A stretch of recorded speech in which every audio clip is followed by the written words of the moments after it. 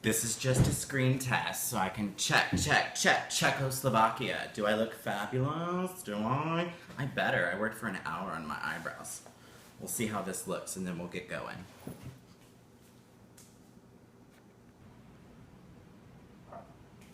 Okay, so I'm here today to talk about demonization of people with HIV and the stigma that's attached to it that really prolongs its progression in our society as an epidemic.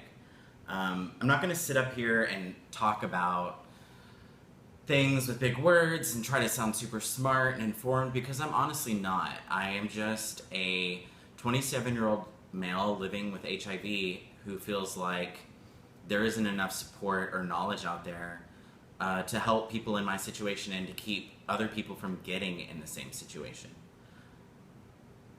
I'd also like to first thank everyone for the overwhelming support for my first video. I was super nervous. It was not an easy moment. I was excited about it, but it was hard to really be well spoken in such a stressful time. Things are really going well. I haven't missed a single pill. I've been taking them every day.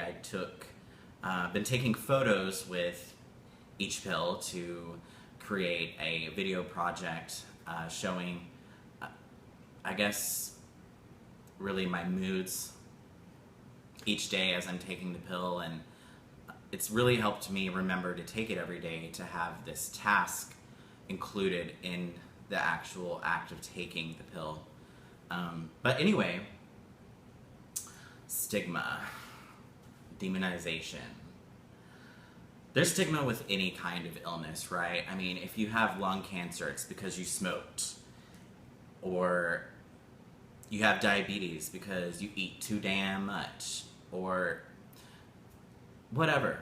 A lot of those things are genetic, and we have tons of supportive videos for people living with breast cancer, living with prostate cancer, any kind of cancer, living with diabetes, ALS, the Ice Bucket Challenge.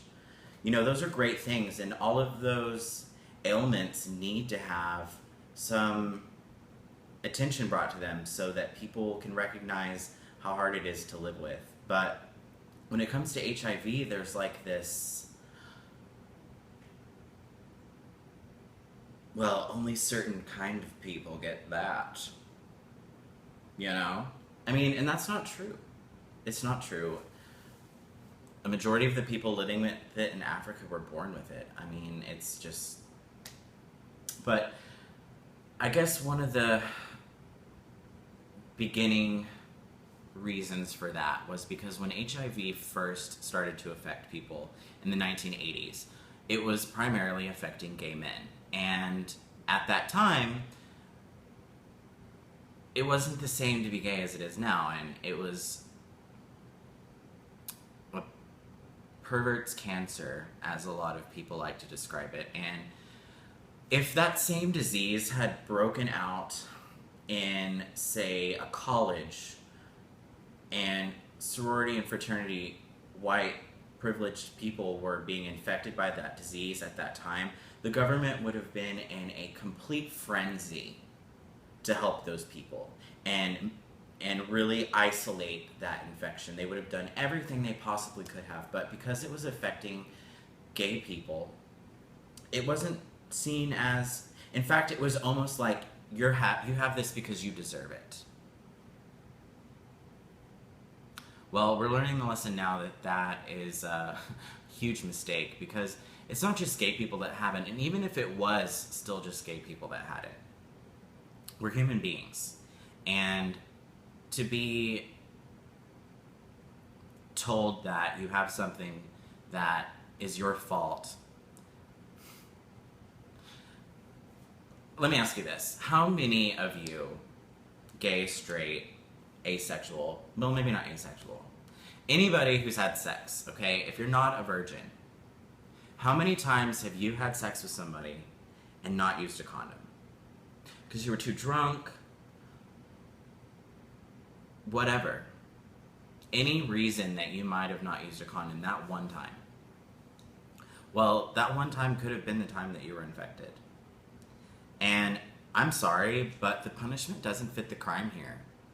And if we have all of these things that are in support of all these diseases that people get because of genetics or an unhealthy diet or anything, any factor, working in a contaminated environment, anything that you might have because of just living, and that's how I see contracting HIV is just factors of life. And to treat people that have this one specific disease like they deserve it is just completely wrong and unfair, and the punishment doesn't fit the crime. Really shuts you down when it comes to figuring out how to move on and live with the disease. You know, I'll use an example. I know somebody who's positive, and he is so okay with it in terms of going on with his daily life and, you know, living. But he's never told his family because, and I quote, "I don't want them to know how dirty I was." And to hear that is really heavy because it's not,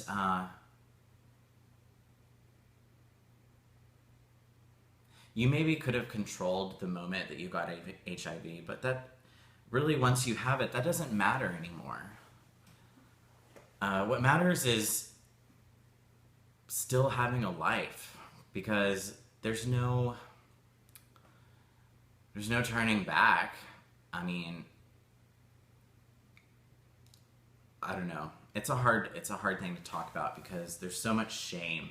You know, I never want to tell anybody that they need to be out in the open about their HIV status. You should, by all means, know your HIV status. But if you're positive and you don't want people to know, that is your own prerogative, and that's fine. And I don't think that there's anything wrong with that. I don't think that that's promoting shame, so long as you are supportive in others taking care of their health as well, meaning supporting people to get tested.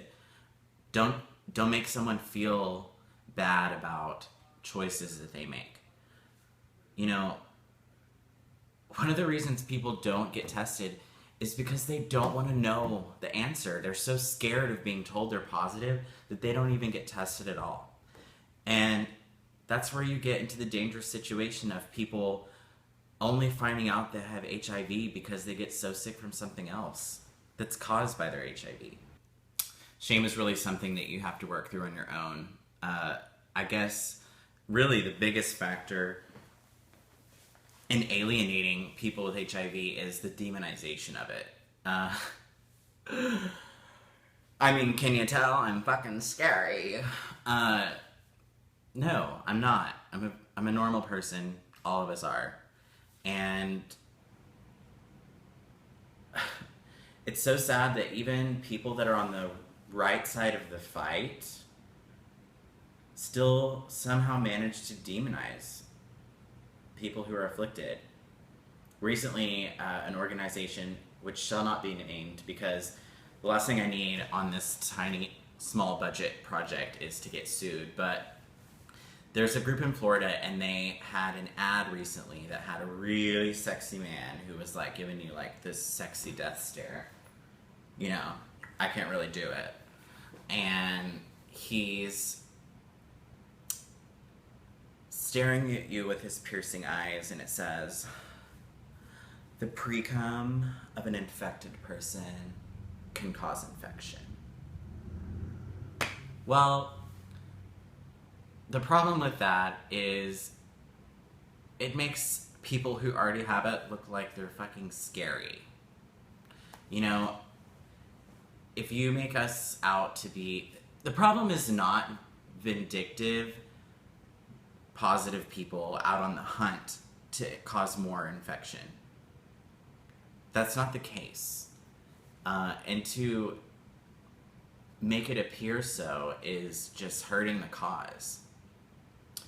I guess my main point of this video is to just shed a little light on the way that we look at HIV, the way that we treat it, and the way that we treat people that have it. Because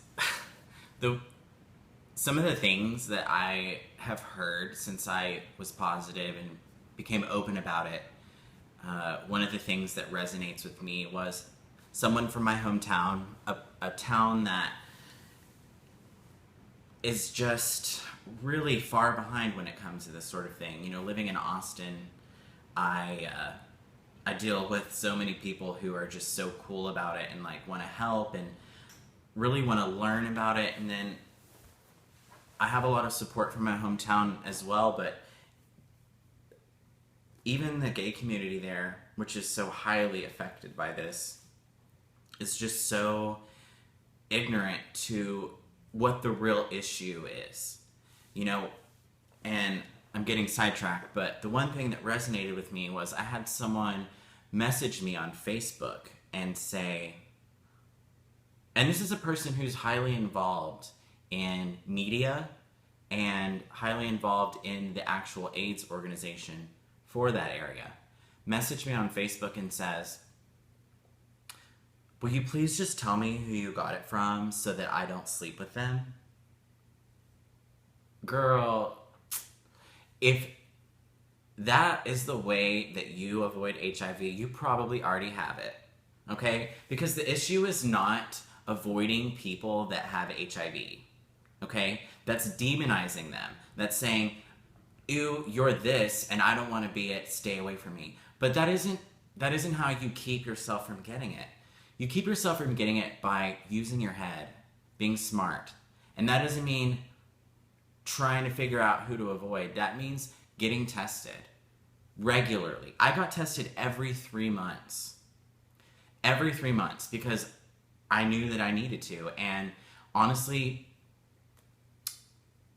it benefited me in at least finding out very early that I was infected and was able to get the care that I needed. But if you are going to put yourself at risk, then you have to get tested. You can't just ask other people if you think that you might have it. It's not going to keep you from getting it. And especially at the rates that it's spreading now because of people like you. You have to go out and you have to do what you have to do to keep yourself safe and to keep others safe. You have to get tested. You have to get tested regularly. Don't be scared of being tested. You know, if you don't know where to get tested, especially people in my hometown, you know who you are. Ask me, I'll tell you. I'll tell you where to go if you don't have insurance. I'll tell you where to go if you do have insurance. I'll tell you whatever you need to know. Just get tested. Don't text other people and ask them, hey, am I at risk because of you? It's not how it works, and that's not how we're going to fight this. I don't want to be an angry person in my videos, and sometimes that's really hard because I'm very deeply, as you can tell, affected by the things that I'm talking about. So I'm going to move on and end this here, but I'm excited to tell everyone that I am meeting a lot of people who want to help with this project. It's obviously very amateur, and I want it to turn into something that's actually really good. I need to learn and work on my speech, and I plan to do that. I hope that I said a few less times this time. I also have met a couple of people who might be able to help me with the cinematography aspects, and my next video, I really want to focus on it being a video focused on encouragement and uplifting those who just found out they were positive. I will be sharing the story of the day that I found out that I was positive, as well as videos from other people and their experiences. So please continue the support. I love you, and together we can fight this. Thank you.